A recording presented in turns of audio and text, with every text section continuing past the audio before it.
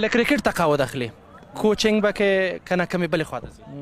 نه که کرکټ نه پاتې شوم نو زړه مې د تجارت وکړم کرکټ فیلډ نه بیا لري. سلامونه دوستانو، خدای دې وکړي چې روغ جوړ باستئ. دوستانو دغه د عظمت الله عمرزي نوې انټرویو راغلی ده او دا تاسو وګورئ تر اخره پورې، بیا به وروسته خبرې کوو په دې باندې. جواب که کرکټر نه وې څه به دې کول؟ چې کرکټر نه وې حتما درس به مې ویل. که له کرکټ تقاعد اخلي کوچینګ به کې کنه کمې بلې خواته ځي؟ نه که کرکټ نه پاتې شوم نو زړه مې د تجارت وکړم کرکټ فیلډ نه بیا لري. په ملي لوبډله کې تر ټولو ارام لوبغاړی څوک دی؟ رحمت شاه.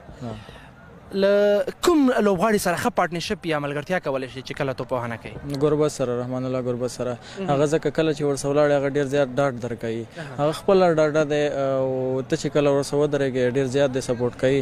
نو هماغه لامل چې هغه مخالف لوبغاړی چې ورسره ولاړ هغه ډېر ښه پرفارمنس کوي. صحیح. له افغانستانه وتلی نورو هیوادونو کې د لوبې کړي دي، داسې کوم هیواد شته چې د افغانستان مینه دې پرې ماته شوي؟ نه داسې هیواد کوم نشته چې د افغانستان مینه پرې مات شي. هر یو ځای ته لاړ شي یو میاشت پورې خوشحاله یې چې ډېر ښه هوا فضا یې که نه، او چې یو میاشت دې تېره شي خو بیا همدغه افغانستان دې یادېږي، دغه آب و هوا، دا ماحول، دا د هر یو یادېږي.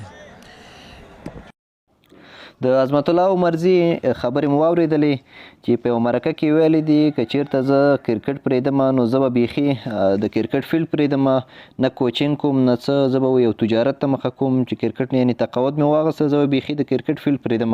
او په خپلو خبرو کې دا هم ویلي دي چې موږ په میدان کې کله لوبه کوو زه د رحمان الله ګربت سره ښه کوم پارټنرشپ کوم، هغه په دې وجه باندې چې رحمان الله ګربت چې دی هر لوبغاړی چې ورسره ولاړ وي هغې ته ډېر ډاډ ورکوي او ډېر په ډاډه زړه باندې لوبه کوي. او بله خبره یې دا کړې چې رحمان الله ګربت هم یعنې زړور بیټسمین دی، په زړورتیا سره بیټینګ کوي.